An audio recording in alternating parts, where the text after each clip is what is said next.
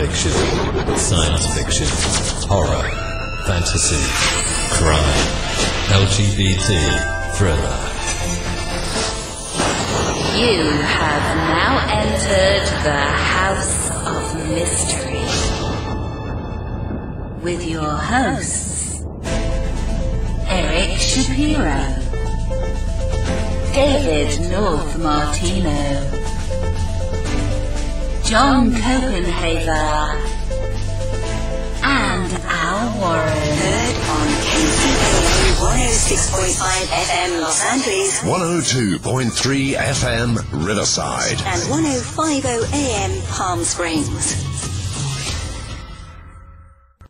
Welcome back into the House of Mystery, and we're at the interview part of the show.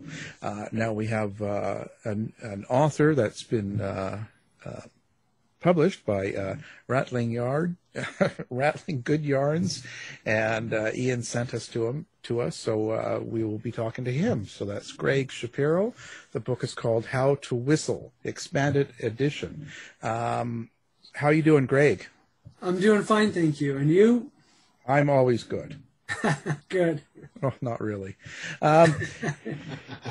So okay, let's see. Now, this is a kind of a republishing of a book you did before, and it's got new stories to it. So, why did you decide to come out with a new version of this book?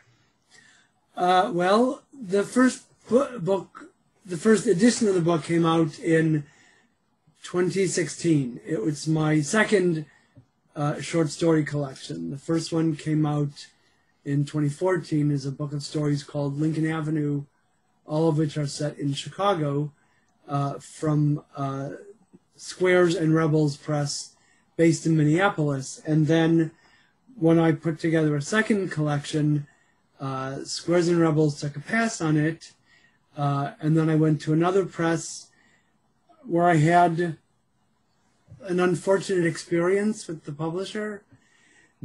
So I decided that I really loved these stories and I wanted them to reach the audience they deserved. So that's when I approached Rattling Good Yarns Press to see if they'd be interested in publishing the book, but with 2 new stories added to it, so an expanded edition.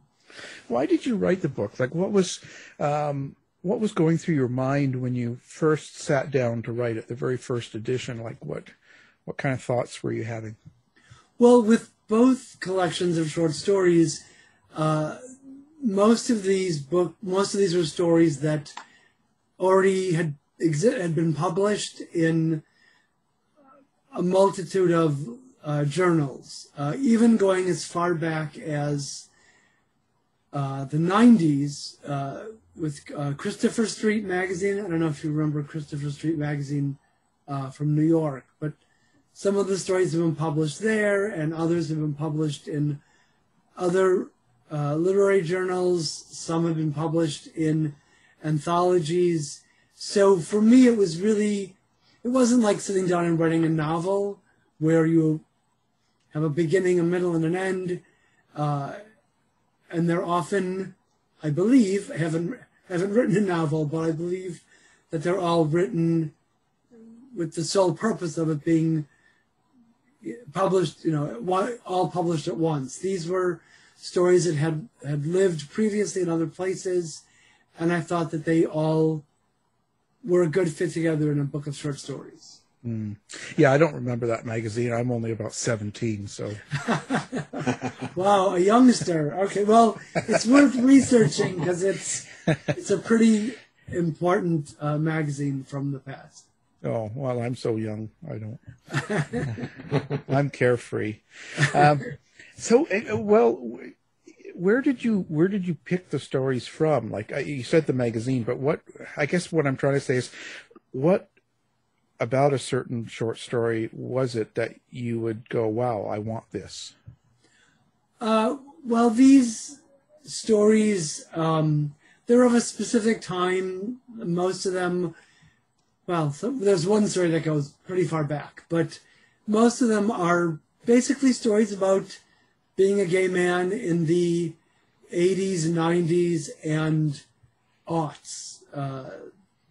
So that's what the through line is. That's what connects them all. And as I mentioned, some take place in Chicago, some take place in Boston, some take place in Washington, D.C. So there's also that sort of connective tissue, if you will. Yeah. Well, okay. So so about being a gay man. So at what part of being a gay man did you look for? Like what aspects? Oh, they're all kind of all over the place. There's a couple of semi-coming out stories, but most of them the characters are already out. They're living their lives. They have jobs. They have friends. They have lovers. So there's no necessarily, these are adult gay men living their lives in major metropolitan areas. So now the title, I noticed the title is pretty interesting. So it's called How to Whistle. What was the meaning behind that title? It's actually a line from the story. There's a story in the book called 6th and E, which is actually an intersection of two streets in Washington, D.C. And it's a line from one of the stories. In the story, the main character is a guy who's in a relationship and happy in the relationship, but over the course of a couple of months, he is suddenly tempted by another man who lives on his block, who every time he walks past the guy's house, the guy whistles at him. And so it's sort of what develops from something as simple as just being whistled at, and then what follows after that. So it's really about the way people communicate with each other, or gay people, gay men in specific. So do you think that's changed over the years? Do you think that there's a difference in the way gay men, communicate or get each other's attention? Well, I certainly think that the internet has changed a lot of the way gay men interact and the way they meet. There's bars, for example, which used to be a place where gay men would congregate and meet. And we're talking, just a year ago, just a little more than a year ago, pre-pandemic.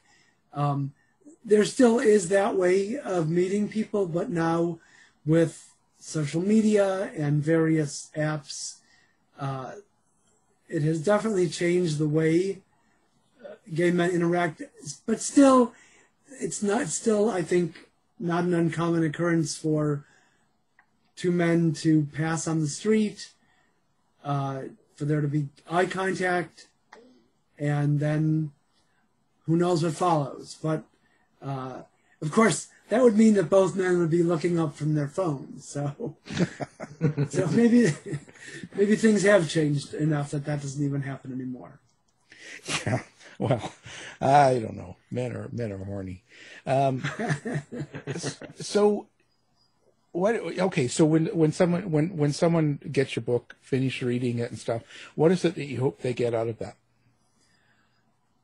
More than anything, what I really hope is that they laugh, they laugh a lot, because the book is, while there are some serious stories, for the most part, many of the stories are humorous, or intended to be humorous. I guess that's all in the eye of the reader. But I hope that first and foremost that they laugh, that they are amused and entertained, that if they're not gay, that they might have learned something, just a little something, one gay man's perspective on gay life. I hope that's that comes through.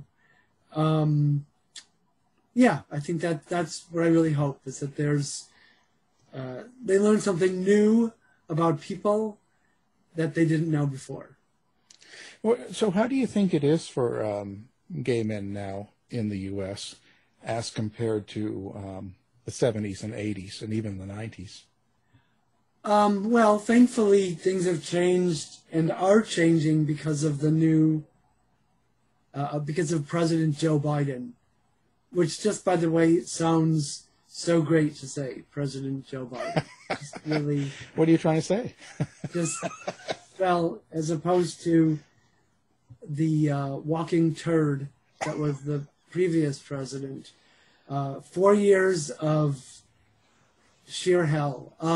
So already things are changing because there's a different level of respect coming from the White House, coming from those, many of those in command. That, there's still going to be people like Miss Lindsey Graham and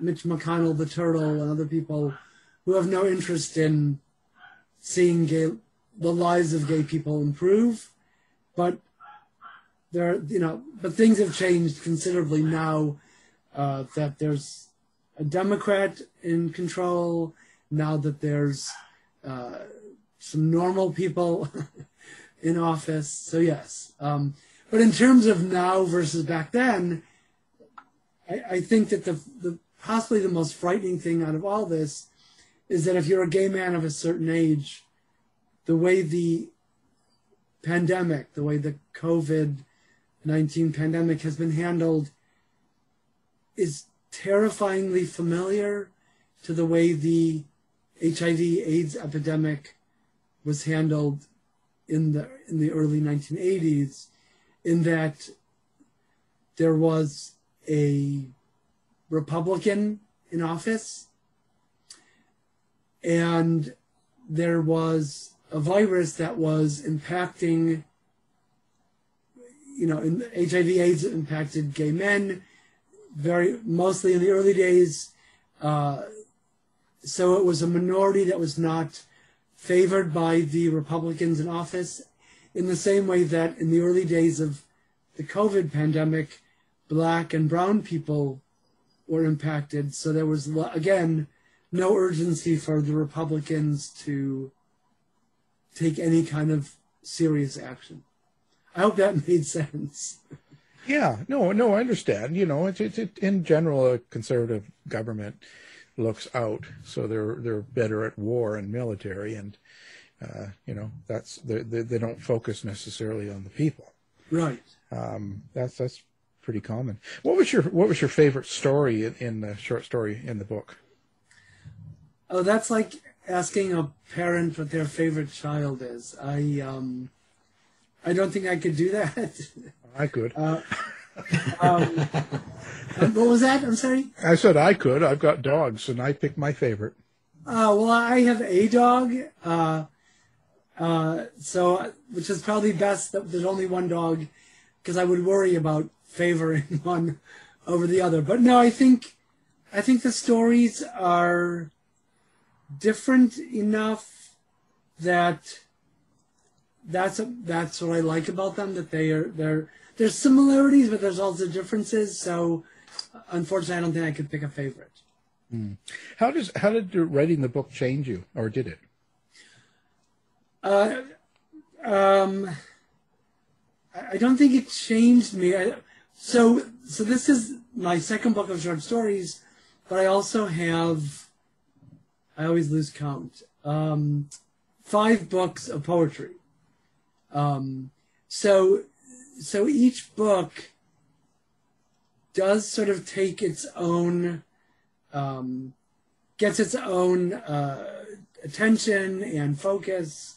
I think that the only book that might have changed me was when my first book came out in 2008, and it only changed me because it was like, oh, I have a book out.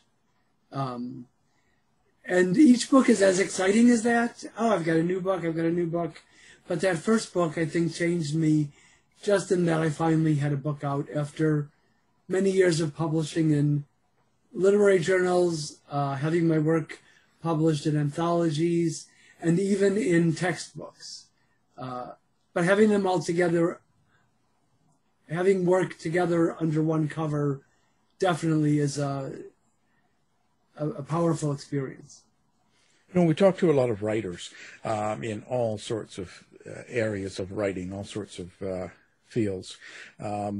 So poetry is totally alien to me.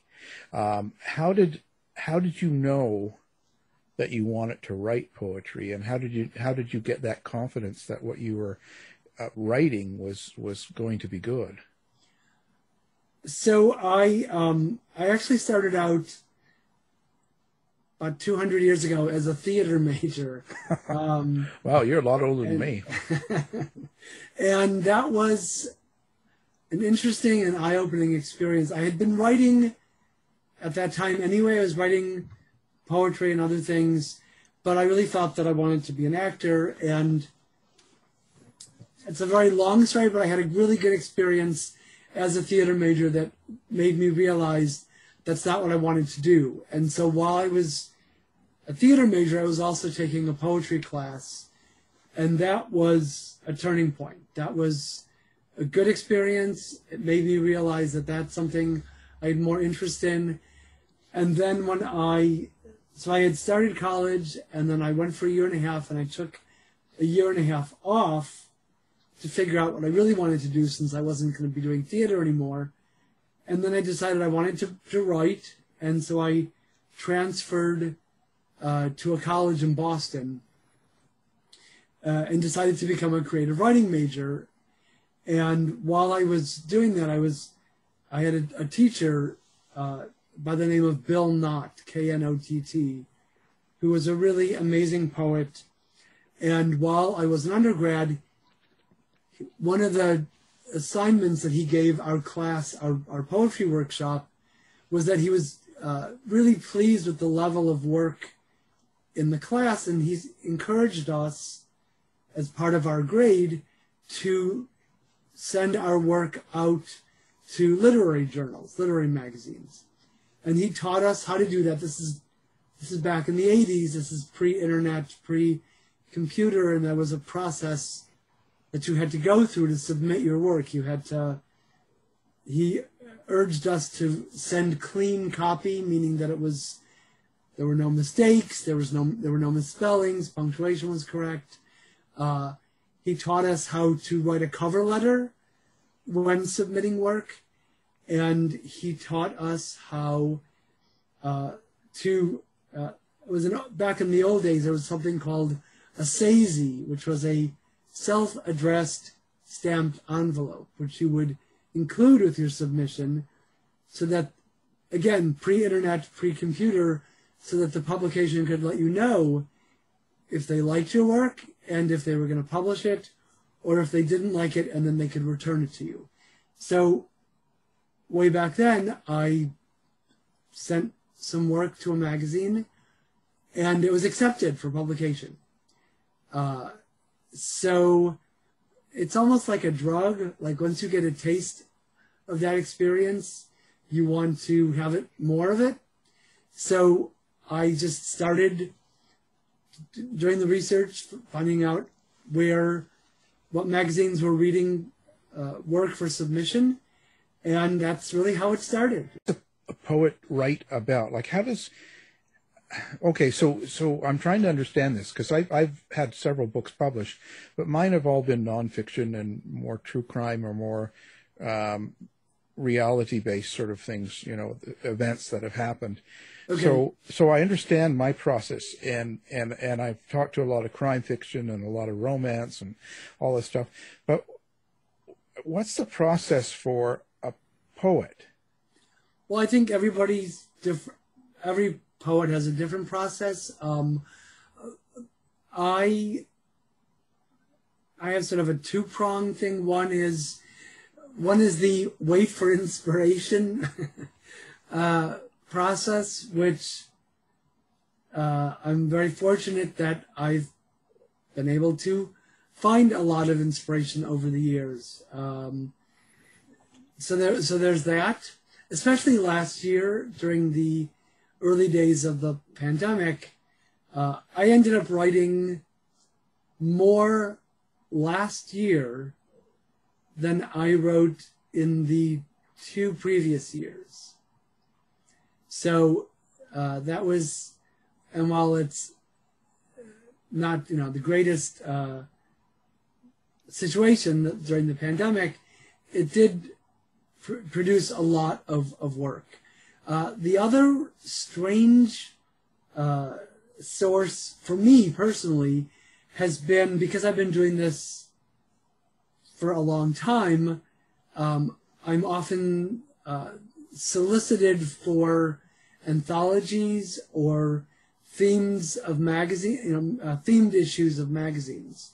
So, as has been the case for me in the past, I've been solicited for an anthology. For example, I'm trying to think of there's an anthology that came out in the 90s that was writing about condoms. So they were looking for fiction and poetry about condoms. And so I'd gotten solicited for that, and I did not, as it turns out, have anything, but I did write something which I sent to them and was then accepted into the anthology. And then that poem actually ended up becoming the title poem for my first book of poetry. And the poem was called Protection, and that's also the title of my first book. Yeah, so why do you think you had so much more work during the part of the pandemic? A lot of writers have shut down. A lot of writers have had struggle.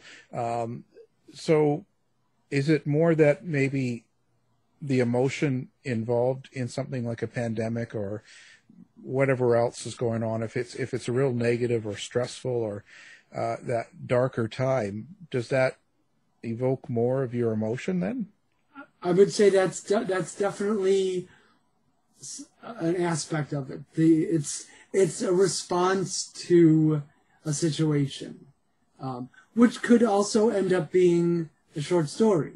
I mean, I since I write both, I think what it was just this necessity to express myself in regards to what that situation was presenting. Well, and as a poet, usually I look at poetry as it's a lot deeper.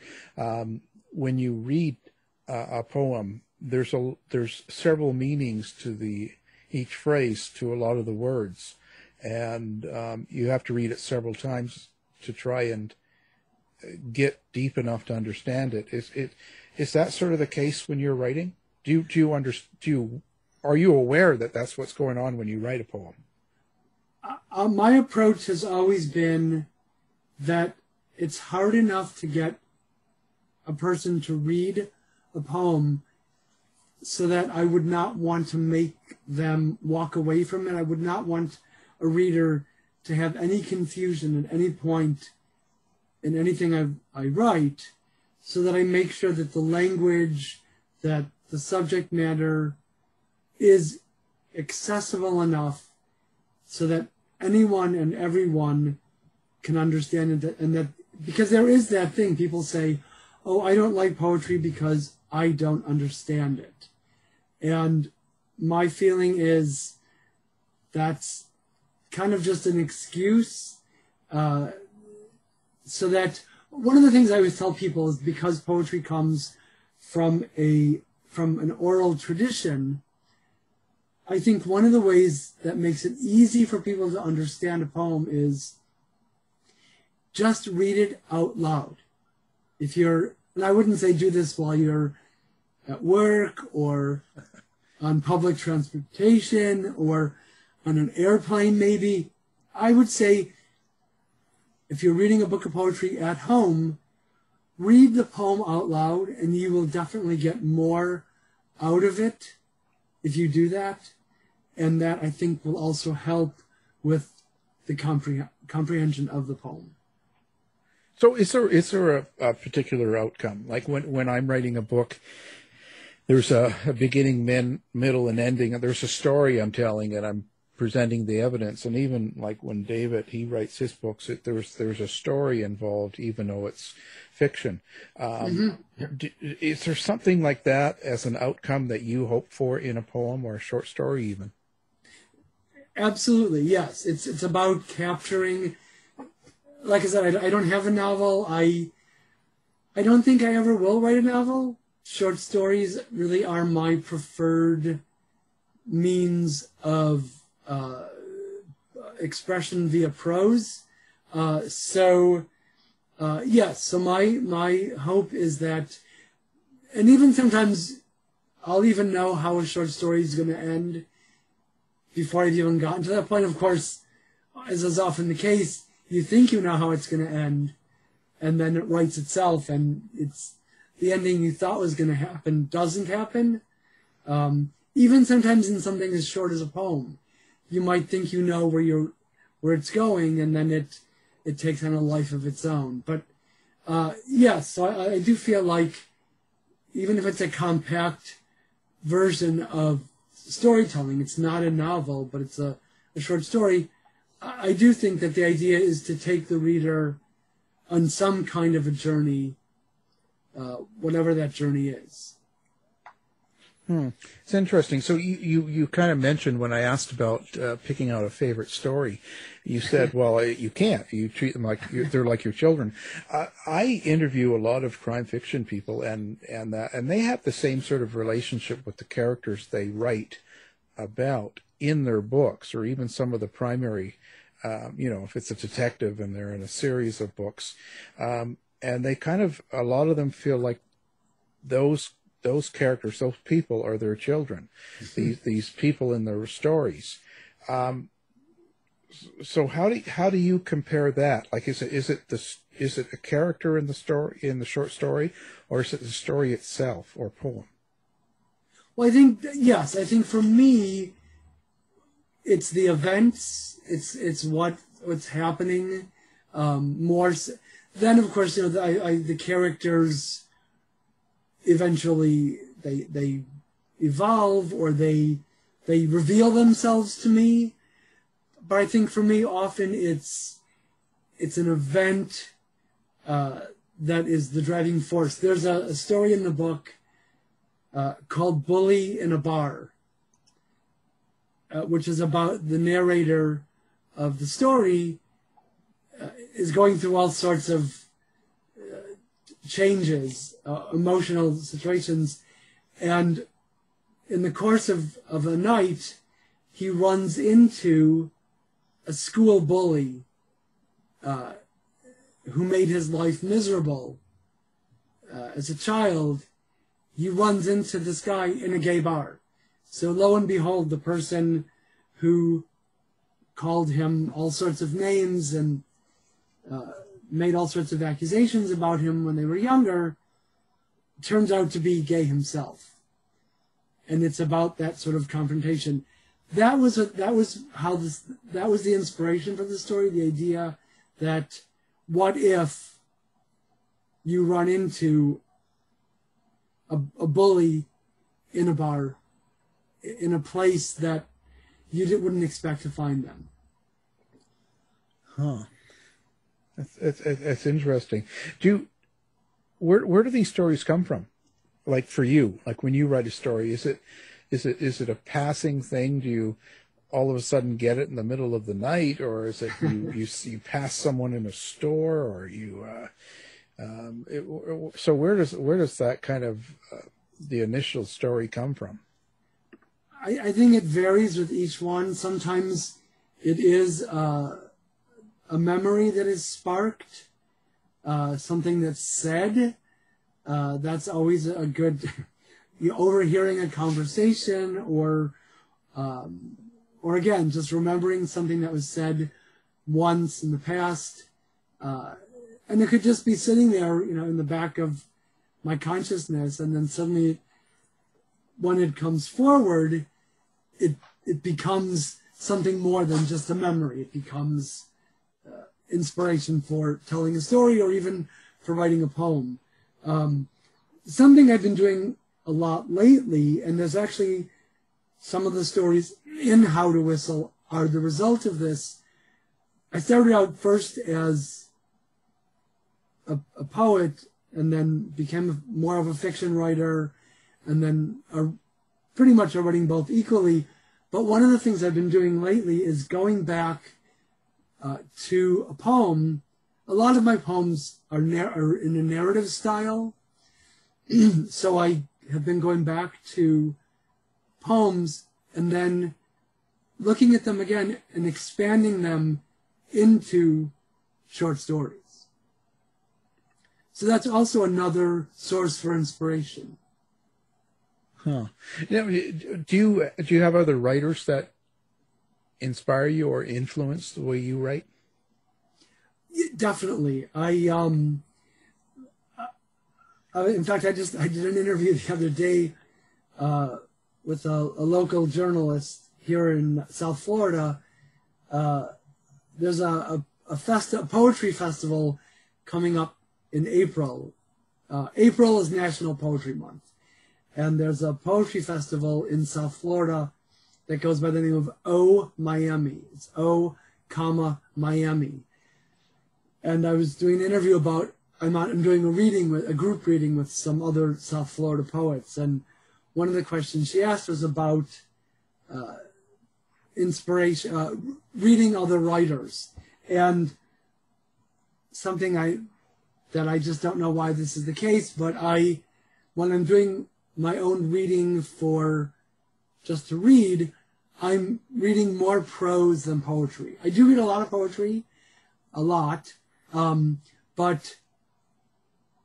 I really am more drawn to reading prose.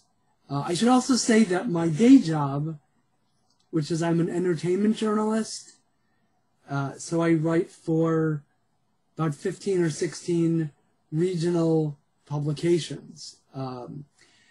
I cover music and film and books and some television. And so when I'm doing, I no longer experience any of those things.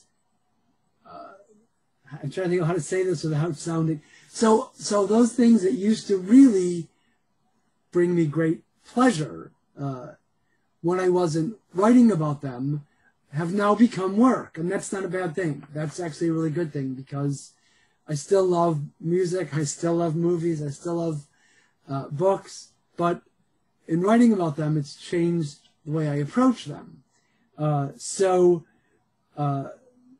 I do a lot of author interviews. Again,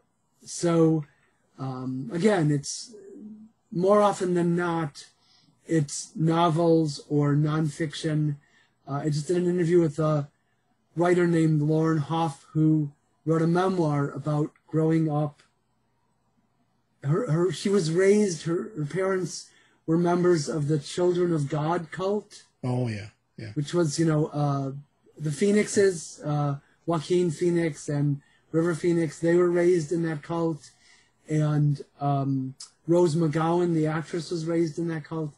So this woman wrote this memoir about that cult, but also about coming out as a lesbian, and then joining the military, which some might think is not just another cult, and then her other work. So that's a good source for interview material, memoirs, novels, etc. So I'm not sure if I answered that question or not. But well, yeah, you're giving us your inspiration.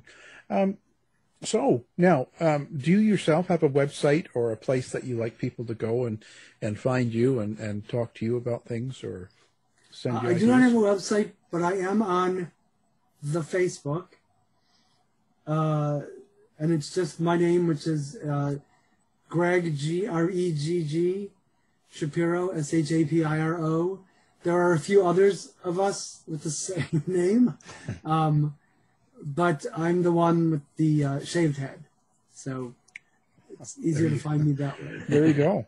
Well, we'll have that on our website. We're also going to have the Rattling Good Yarns press linked up to our website with your That's great. book and things like that, so people can find you easily that way.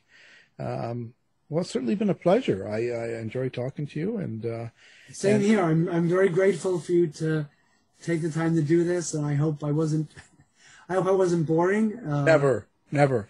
And what do you got planned coming up? Are you going to be doing more short story books, or are you just going to? What's kind of the future? Well, I have a new poetry collection that I've put together that I've started sending out to, actually two that I have that I've sent out. I'm sending out to presses, and I've got a few new short stories, which means that ultimately at some point I would like to have enough short stories for another collection.